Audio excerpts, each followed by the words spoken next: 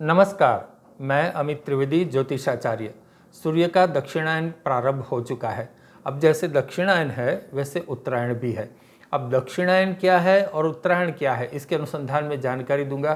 साथ में दक्षिणायन और उत्तरायण हम क्यों कहते हैं वह भी आप जानेंगे, और उत्तरायण में क्या करना चाहिए और दक्षिणायन में क्या करना चाहिए, इसकी भी मैं आपको पूर्ण जानकारी दे रहा हूँ इस वीडियो में। तो आपसे मेरा अनुरोध है कि कृपा करके इस वीडियो को आप पूरा देखिए, और आपने अभी तक इस चैनल को सब्सक्राइब नहीं किया है तो कृपया सब्सक्राइब कर लीजिए।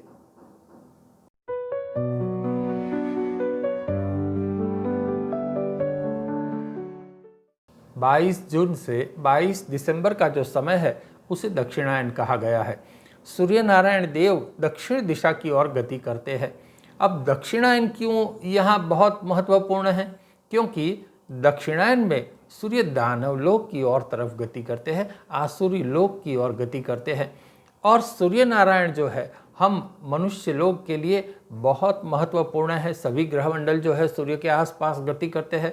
सूर्य आत्मा का कारक है, सूर्य सत्ता का कारक है, सूर्य आरोग्य का कारक है, और सूर्य नारायण देव एकमात्र ऐसे देव है जिसे हम चर्म चक्षु से उनका दर्शन कर सकते हैं। तो सूर्य नारायण देव हमारे लिए बहुत महत्वपूर्ण है, जीव मात्र के लिए बहुत महत्वपूर्ण है। सूर्यदेव दक्षिण दिशा की ओर यहाँ गमन करते हैं, तब क्या होता है, विवाह आदि जो कार्य है यहाँ वह करना निषेध होता है। फिर भी जिसको करना होता है वो करते हैं, लेकिन यहाँ दक्षिणायन के समय विवाह आदि कार्य का बिल्कुल निषेध कहा गया है शास्त्र में। क्योंकि सूर्यनारायण देव दक्षिण दिशा की ओर जब गमन करते हैं तब सितंबर और अक्टूबर का यह जो समय है वहाँ सूर्य पूर्ण रूप से आसुरी शक्ति में यहाँ प्रवेश कर जाता है।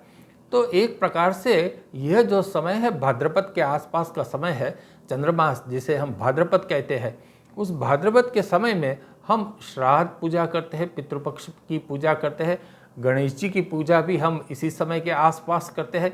तो एक प्रकार से ऐसे शुभ कार्य करके हम यहाँ अपने आप को पुष्ट करते हैं। सूर्य नारायण देव को पुष्ट करने की आवश्यकता नहीं है, सूर्य नारायण देव तो स्वयं पुष्ट है, वो तो जीव मात्र को पुष्ट करते हैं, क्योंकि वह दक्षिणायन की ओर गति करते हैं, तो आसुरी लोक की ओर गति करते हैं, वहाँ बढ़ते हैं, तो पृथ्वीवासियों की भी उसका प्रभाव होता है। तो हम यहाँ पितृकर्म करते हैं। यहाँ जैसे मैंने बताया सितंबर और अक्टूबर का ये महीना है, पितृकर्म करके हम पितृ को याद करते हैं, उनकी पूजा उपासना करते हैं, श्राद्ध कर्म करते हैं, सबको भोजन खिलाते हैं, और इस प्रकार से एक पवित्र कार्य करते हैं। साथ ही भाद्रपद में हम जानते हैं गणेश जी की पूजा उपासना भी हम करते हैं। उस समय गणेश जी की पूजा उपासना बड़े जोरों शोरों से हर एक घर में यहाँ की जाती है। तो यहाँ भी एक प्रकार से ये शुभ कार्य हो गया।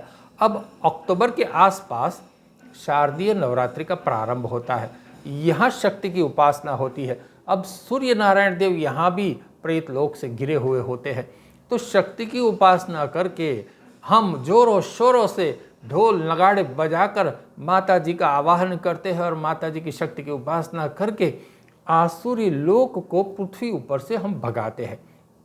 अब सूर्य नारायण जब आगे बढ़ते हैं धीरे धीरे, तब आश्विन मास में काली चौदस आती है।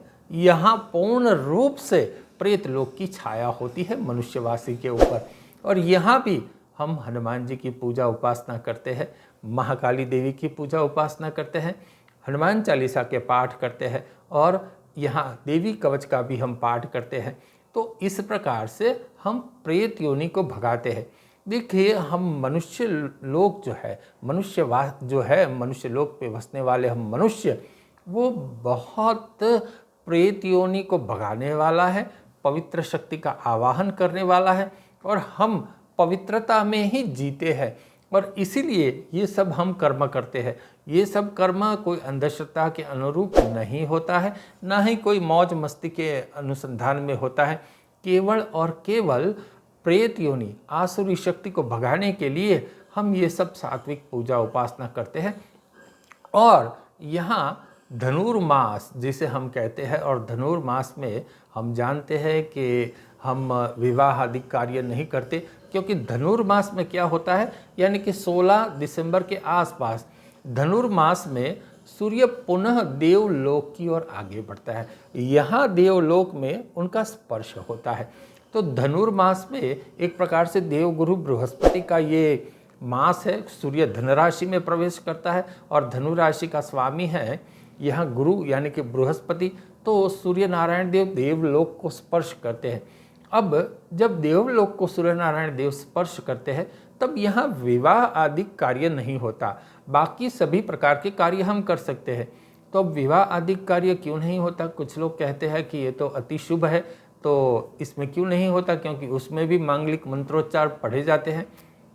विवाह का जो कार्य है वो भोग का कार्य है। एक प्रकार से निश्चित रूप से हम सात्विक पूजा उपासना और सात्विक कर्म करके ही विवाह के बंधन में बंधते हैं, लेकिन अंततोगत्वा ये तो भोग का कर्म ही होता है। तो जब सूर्यनारायण देव देवलोक में स्पर्श करते हैं तो यहाँ भोग का कार्य नहीं होता, यहाँ भी पूजा उपासना होती है। हम भी जानते हैं कि सभी देव मंदिर में हम भगवान का अलग अलग स्वरूप में दर्शन करते हैं और भजन भक्ति का कार्यक्रम जो है बड़े जोरों शोरों से चलता है। कुछ लोग मंत्र लेखन भी करते हैं, मंत्र उपासना भी करते हैं। तो धनुर्मास में दान दक्षिणा का भी बहुत महत्वपूर्ण कहा गया है। तो यह जो समय है वो यहाँ शुरुआत हो चुकी है सूर्यनारायण देव की देवलोक को स्पर्श करने के अनुसंधान में। अब जब मकर संक्रांति आती है, उत्तरायण के बाद तुरंत सूर्य नारायण देव उत्तर दिशा की ओर गति करते हैं। यहाँ सूर्यदेव पूर्ण रूप से देवलोक में दाखिल हो जाते हैं। तो यह जो समय है उत्तरायण, यह बहुत महत्वपूर्ण है। मकर संक्रांति का जो समय है, सूर्य जहाँ मकर राशि में प्रवेश करते हैं, तो यह बहुत महत्वपूर्ण है। यहाँ हम दान दक्षिणा देते हैं, यहाँ गाय को हम चारा खिलाते हैं, साधु सन्यासियों को भी हम दान दक्षिणा देते हैं। और ये जो समय है यहाँ अब विवाह आदि कार्य का प्रारंभ हो जाता है। किसी को नया वाहन लाना है, किसी को कोई अच्छा कर्म करना है, यज्ञ आदि कार्य करना है, तो वो भी यहाँ कर सकते हैं। एक प्रकार से ये बहुत शुभ कर्म के लिए सात्विक और पुण्य फल का दाता माना गया है। जैसे मैंने बताया कि 22 दिसंबर से अब 21 जून का तो जो समय है वह उत्तरायण का समय है। अब ये शुभ कार्य के लिए बहुत महत्वपूर्ण माना गया है। तो इस प्रकार से ये दक्षिणायन और उत्तरायण ये प्रकार से दो विभाग हो गए सूर्य नारायण देव की गति के अनुसंधान में। आशा करता हूँ आपको इसकी पूर्ण जानकारी मिल गई होगी। अगर आपको कोई द्विधा है, कोई प्रश्न है, तो यहाँ मेरा मोबाइल नंबर भी लिखा है, व्हाट्सएप से आप मुझे पूछ सकते हैं। साथ ही आपको अपनी जन्म पत्रिका के अनुसंधान में कुछ प्रश्न पूछने हैं तो उसके अनुसंधान में भी आप व्हाट्सएप से जानकारी मुझे दे सकते हैं। चलिए, नमस्कार।